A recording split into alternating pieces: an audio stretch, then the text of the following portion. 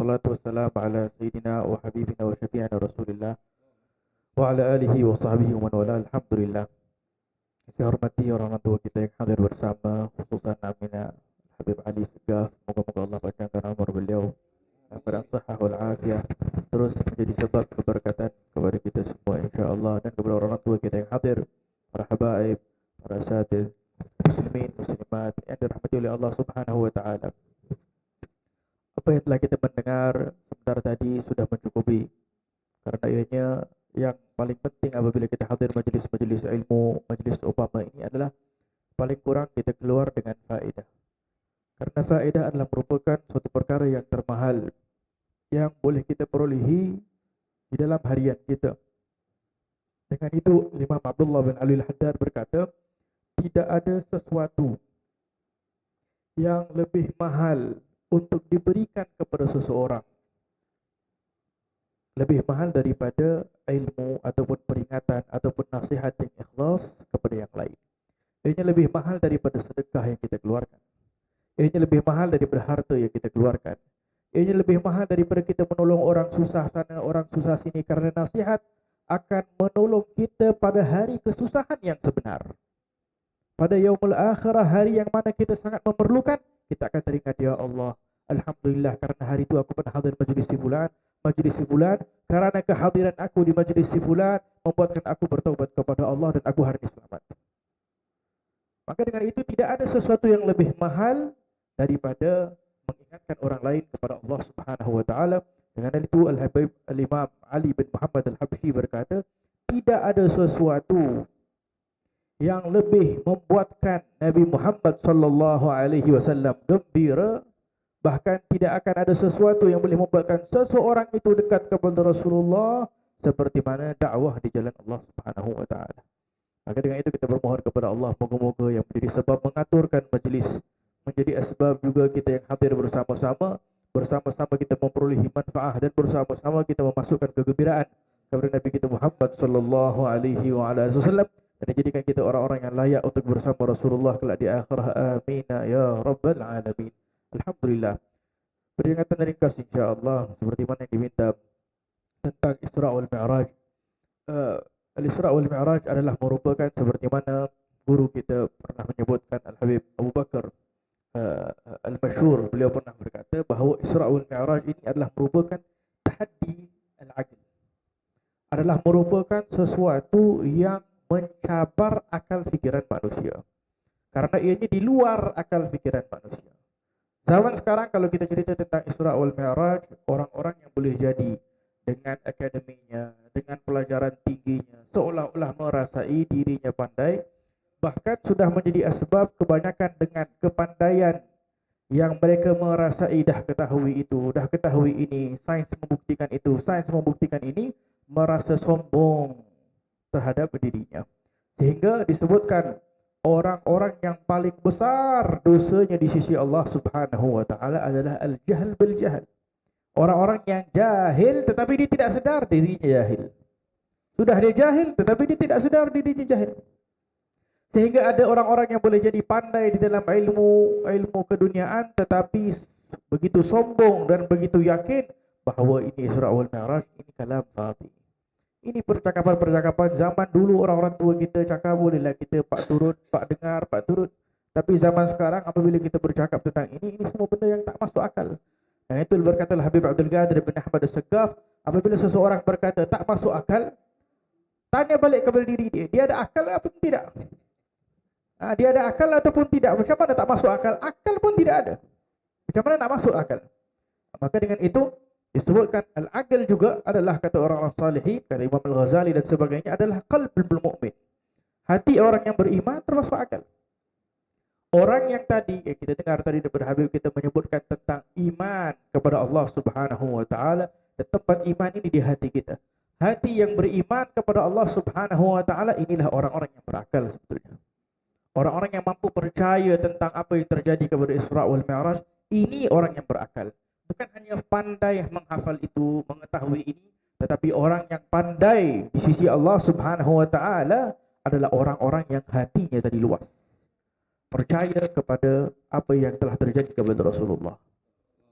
percaya kepada mukjizat, percaya kepada, bahkan percaya kita kepada para awliya wassalihin.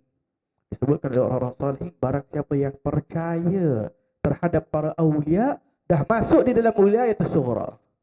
Nak jadi wali Allah senang.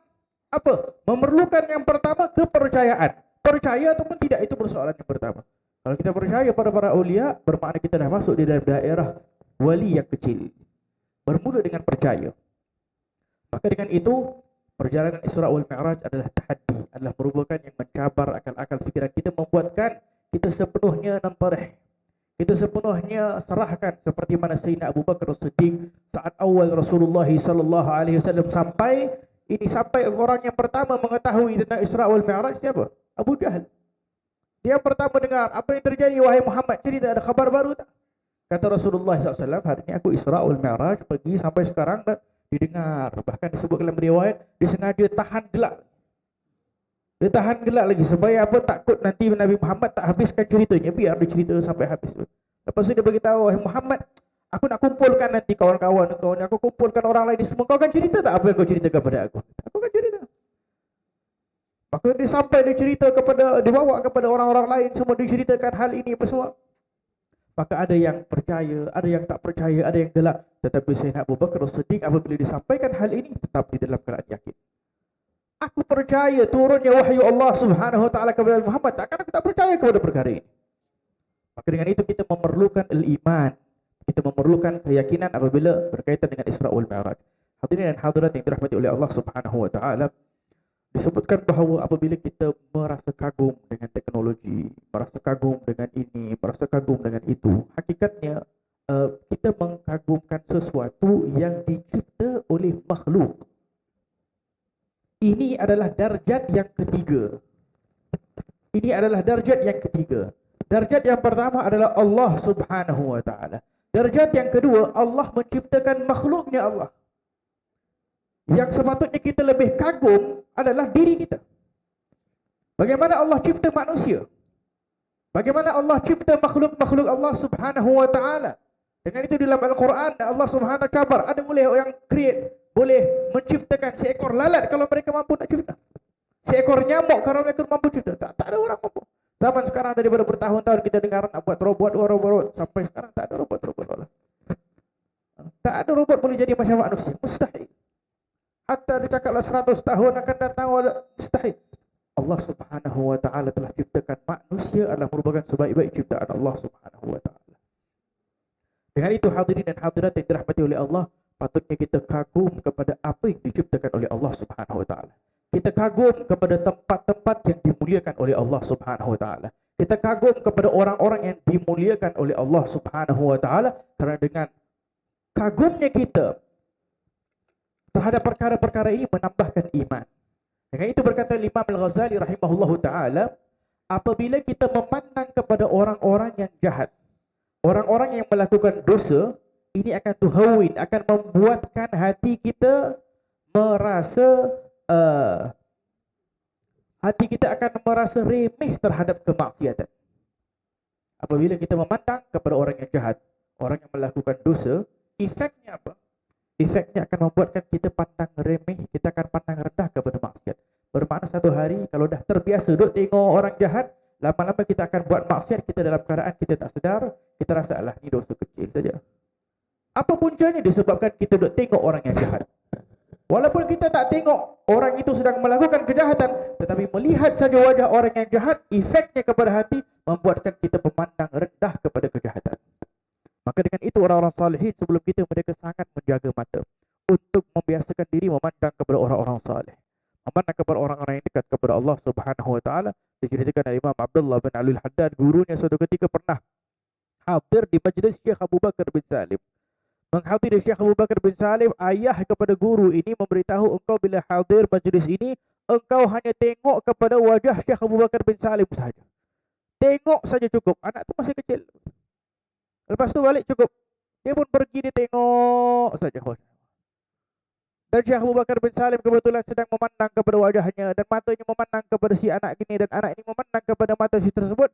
Dia beritahu bahawa setelah beberapa puluh tahun di dalam istiqamahnya dia, di dalam kebaikannya dia, keyakinan yang sampai di dalam hati hanya satu. Dia beritahu, semua yang aku perolehi ini keberkatan disebabkan aku dapat nazarah, pandangan mata tadi orang yang saleh aku tengok, iaitu Syekh Abu Bakar bin Salim. Ini yang kita perlukan, dan ini kita susah nak faham. Diperlukan tahaddil aql tadi, diperlukan kepercayaan yang tinggi, diperlukan keyakinan.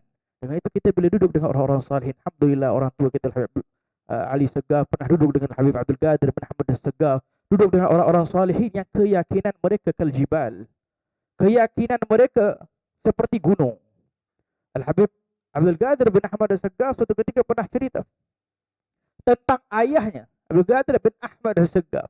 Suatu ketika disebutkan Al-Habib Ahmad ini dipanggil, dijamu di sebuah rumah orang yang saleh. Orang ini adalah orang yang ahli khair, orang yang kaya, dia datang jamu, orang yang baik dikumpulkan. Al-Habib Abu Ahmad datang makan di rumah. Apabila datang makan di rumah, dijamu dan sebagainya, tiba-tiba terjadi sesuatu musibah. Saat tengah makan, tiba-tiba disebutkan di dapur meletup, terbakar di dapur. Maka si atau tuan rumah dah tak sedap hati, macam mana ini tetamu dekat sini dah nak makan dan sebagainya. Apabila ayahnya Habib Al-Qadir Segaf melihat keadaan tersebut, dia kata, kenapa ya Fulan, ada apa? Apa terjadi ke? Dia kata, ya Habib, dia kata rumah kat belakang tengah terbakar. Datang al-hal, datang hati yang mengagungkan Allah, hati yang kenal kepada Allah, hati yang cinta kepada Allah, hati yang disebutkan oleh hadis Qudsi. Allah Subhanahu wa taala berkata, apabila dah mendekat diri kepada Allah Subhanahu wa taala, sehingga Allah Subhanahu wa taala akan sentiasa bersama dengannya. Hati yang disebutkan oleh hadis Nabi sallallahu alaihi wasallam, man 'ada li waliyan, barang siapa yang bermusuh terhadap, mengganggu para aulia aku, maka aku sendirilah yang akan balas kepada dirinya.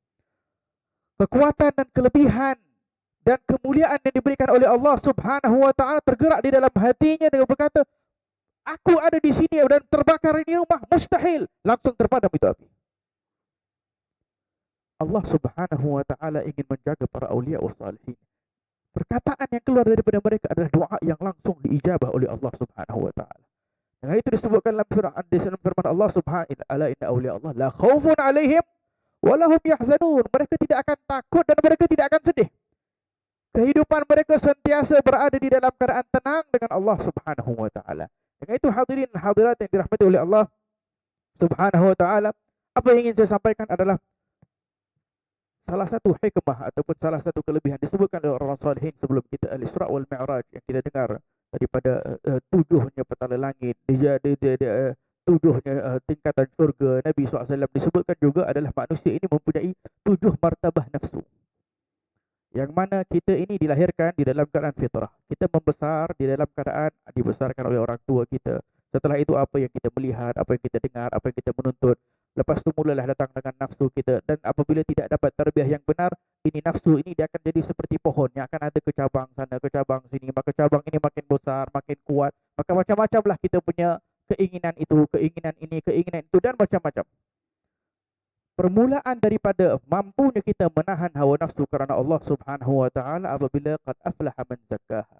Orang yang berjaya di sisi Allah, para aulia, orang salihin yang kita ceritakan dan sebelumnya ini semua bermula daripada mereka yang menjaga diri mereka, melawan hawa nafsu, bertazkiyah, membersihkan hati. Secara ringkasnya 7 martabah nafsu.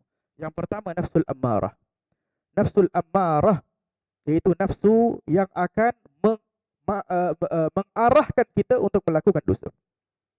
Kita setiap daripada kita ada 7 martabat nafsu. Antara kita usaha untuk melakukan, usaha untuk mematikan hawa nafsu kita, usaha untuk membuatkan nafsu kita berada dalam tingkat yang tinggi ataupun tidak. Para aulia telah sampai kepada tingkat-tingkat yang tinggi ini tadi. Yang pertama adalah nafsul amarah. Nafsu masih terbelenggu dengan dosa. Setiap hari bangun tidur fikir maksiat. Setiap hari bangun tidur nak mengumpat.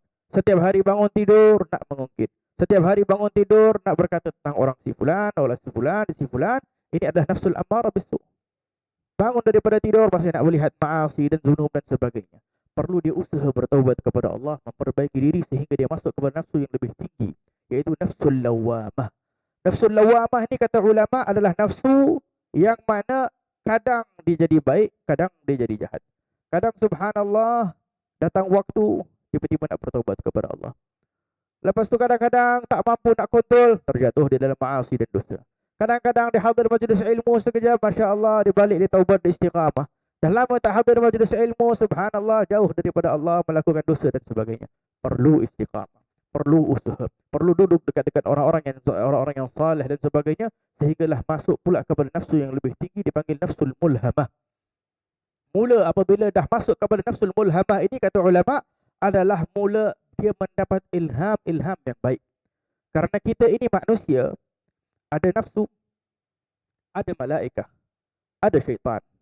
Syaitan membisik kepada hati, malaikat juga membisik kepada hati.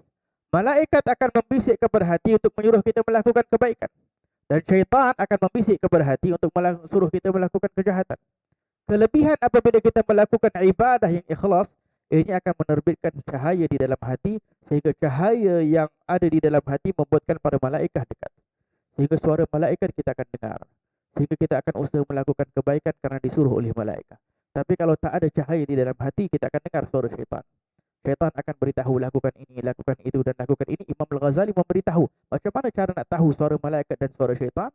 Suara malaikat adalah malaikat akan sentiasa menyuruh kita melakukan jenis-jenis kebaikan. Jadi kalau kita boleh buat kebaikan ini, dianjurkan lagi buat kebaikan. Kadang-kadang kita bangun pagi, kita teringat kita nak buat sedekah. Lepas tu tiba-tiba kita tak sempat buat sedekah, kita nak buat benda lain. Tetapi semua tu kebaikan semua. Nak buat kebaikan ni, nak buat kebaikan ni, nak buat kebaikan ni. Syaitan di opposite. Dia berikan kita option. Hari ni buat dosa ni. Tak mampulah, ini dosa besar sangat. Ambil dosa kecil sikit. Ni dosa ni, dia bagi choice. Jadi banyak kita punya choice ni. Dia dah macam itu apa? Katalog. Jadi hari ni nak buat apa, hari ni nak buat apa, syaitan ni dia jadi orang sebelah. Dengan itu kalau orang tak ikhlas dalam ibadah, tak ada nur dan cahaya, dia tak sedar syaitan tengah bagi katalog. Hari ni apa kita nak buat? Dengan social media sekarang, dengan itu, Allah selagi macam-macam katalog sudah. Karena syaitan dia akan mengingatkan kita apa yang kita pernah tengok. Jadi apa yang pernah kita tengok, apa yang kita pernah dengar, itu ya Allah, di sini tempatnya. Dengan itu ada suara syaitan, ada suara malaikat. Kalau orang dah istiqamah dalam ibadah, nur, cahaya dia dapat, dia akan mendengar banyak anjuran-anjuran kebaikan di dalam hatinya. Sehinggalah paling kurang setelah istiqamah masuk di dalam nafsu yang dipanggil selalu kita dengar nafsul mutmainnah. Nafsul mutmainnah ini nafsu dah yang paling tengah-tengah, ini permulaan kepada jalan para aulia was salihin. Nafsu dah rasa tenang dengan Allah Subhanahu wa taala. Dia rasa tak tenang kalau tidak beribadah. Kalau kita boleh jadi kita tenang kalau kita duduk dekat mall ke, kita duduk dekat sana ke, kita duduk dekat sini. Tetapi kalau duduk di dalam majlis ilmu, kita kadang-kadang dah bergerak ke kanan ke kiri sedikit, pasal dah tak tenang. Orang-orang salihin dulu berjam-jam mungkin. Tetapi kalau orang-orang salihin dahulu, mereka merasa ketenangan mereka apabila duduk di dalam majlis ilmu, di dalam majlis zikir, di dalam salat, di dalam ibadah. Dengan itu kita tak pelik mendengar para awliya berzikir la ilaha illallah Muhammad Rasulullah sallallahu alaihi wasallam faqih muqaddam setiap hari 100,000 kali zikirnya. Al-Habib Ja'far Al-Idrus, ayah kepada Al-Habib Ali bin Ja'far Batu Fahad, lebih kurang 90 hingga 100,000 kali la ilaha illallah Muhammad Rasulullah sallallahu alaihi wasallam setiap hari. Setiap hari. Ini orang-orang yang dekat masih dengan kita. Mampu untuk istiqamah, mampu untuk duduk di dalam ibadah. Begitu waktu yang lama. Sehingga ianya menjadi sebab orang itu sampai kepada peringkat yang tadi dinamakan mutmainnah. Bahkan guru kami Al-Habib Umar pernah ceritakan, Al-Habib Ja'far awal-awal permulaannya dia akan tahan, dia akan mencabar dirinya, nafsu. Hari ni aku buat 1,000, rasa macam lemah, dia bercakap dengan nafsu dia. Hari ni kau lemah, hari ni karena kau rasa malas je lah, aku buat 2,000 kali. Dah buat dengan 2,000. Kalau rasa lemah, dia buat 3,000. Dia lawan dengan nafsu dia, sehingga lama-kelamaan sampai 100,000 istiqamah. Al-Habib Ahmad Sahib Al-Syi'ib Al-Habsyi, kalau ada orang yang pernah pergi ke Tarim, kuburnya berada di bawah Al-Muhajir ilallah Ahmad bin Isa. Beliau ini pernah suatu ketika datang nafsu nak makan kurma. Zaman dulu mungkin tak adalah macam-macam jenis kek dan sebagainya. Jadi benda yang sedap kurma. Jadi datang nafsu makan kurma, punyalah banyak dia makan sampai disebutkan biji kurma tu menutupi kaki dia. Saking banyak kurma dia makan. Lepas tu apa dia lakukan? Nak melawan nafsu dia, tengok. Karena para awliya mereka sangat ambil berat tentang lawan nafsu. Dikira balik satu per satu berapa biji kurma. Setiap satu biji kurma dia salat 2 rakaat.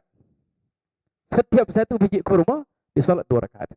Dengan itu inilah terjadinya para awliya salihin. Dan setelah itu lepas mutmainnah ada radiyah wa mardiyah wa kamilah. Itu 7 martabat nafsu adalah merupakan permulaan bagi orang-orang yang ingin mendekatkan diri kepada Allah Subhanahu wa taala.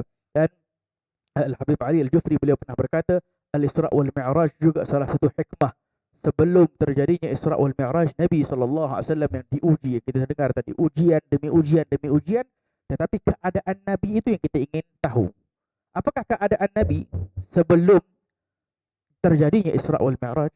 Keadaan Nabi disebutkan dua perkara. Dua perkara ini kalau ada pada diri manusia akan mudah dia masuk kepada daerah orang-orang yang akan memahami rahsia Isra' wal Mi'raj. Akan mendapat kelebihan Isra' wal Mi'raj, yaitu yang pertama al-iftiqar asyadid ila Allah Subhanahu wa taala. Tadi kita dengar tadi doa daripada Habib Ali menyebutkan tentang bagaimana Nabi SAW berdoa setelah mana orang Taif melempar batu dan sebagainya, tetap dia merayu kelemahan, kekurangannya kepada Allah. Dan yang kedua, tetap mempunyai sifat rahmah. Ini dua. Kalau kita nak faham Isra' wal Mi'raj, kita nak di-mi'rajkan, kita lepas ni nak solat. Salat ni adalah merupakan mi'rajnya ruh kita kepada Allah Subhanahu wa taala. Sehingga kita apabila ditetapkan rahsia mi'raj, sehingga di dalam salat kita akan tetap menyebutkan assalamualaikum ayuhan nabiy wa rahmatullahi wa barakatuh, assalamu alaina wa ala ibadillahis salihin. Bayangkan bagaimana Nabi SAW sedang berhadapan dengan Allah, berkhitab dengan Allah Subhanahu wa taala dan tidak lupa kepada orang-orang yang mengikuti jalannya orang-orang salih. Assalamu alaina kepada kami dan juga ibadillahis salihin. Maka dengan itu kita bermohon kepada Allah Subhanahu wa taala, moga-moga Allah memberikan kita hidayah, moga-moga Allah memberikan kita rahmah, moga-moga Allah memberikan kita petunjuk, moga-moga Allah Subhanahu wa taala mengurniakan kita al-yaqin, keyakinan yang kuat kepada Allah Subhanahu wa taala seperti mana dikurniakan kepada ibadillahis salihin, dikurniakan kita iman yang kuat, dikurniakan kita hati yang cinta kepada Allah, cinta para awliya illah, cinta orang-orang salihin berahmatika ya arhamar rahimin. Allahumma ja'al jam'ana hadza jam'an marhuma wa tafarruqna bihi tafarruqan ma'suma wa la taj'al ahadan minna syaqiyyan wa la mahruman wa la matrudan birahmatika ya arhamar rahimin. Allahumma barik lana fi Rajab wa Sya'ban wa ballighna Ramadan wa 'inna 'alal qiyam wa shiyam wa tilawatul Qur'an birahmatika ya arhamar rahimin. Allahumma ya munafiq ahli al-khair wa anhum 'alaih wa fiqna li kulli khair wa 'inna 'alaih birahmatika ya arhamar rahimin. Panjangkan umur kami ya Allah dalam keadaan sihat wal afiat untuk sampai kepada bulan Ramadan, bulan yang mulia. Moga-moga kami diberikan peluang daripada Allah untuk beribadah, untuk beristiqamah di dalam kebaikan berahmatika ya arhamar rahimin. Jauhkan kami daripada maasi, jauhkan kami daripada dosa, jauhkan kami daripada perkara-perkara yang membuatkan kami tidak mengikuti jejak langkah orang-orang salihin, jejak langkah Nabi kita Muhammad sallallahu alaihi wasallam, dan kurniakan setiap daripada kami husnul khatimah ya Allah, husnul khatimah ya Rahman, husnul khatimah ya Rahim. Jadikanlah kami orang-orang yang layak untuk dikumpulkan bersama Nabi Muhammad kelak di akhirah ya Allah. Jadikan kami orang-orang yang layak melihat wajah Nabi Muhammad sallallahu alaihi wasallam. Jadikan kami orang-orang yang layak untuk bersama dengan para awliya wassalihin, orang-orang yang dekat kepadamu ya arhamar rahimin.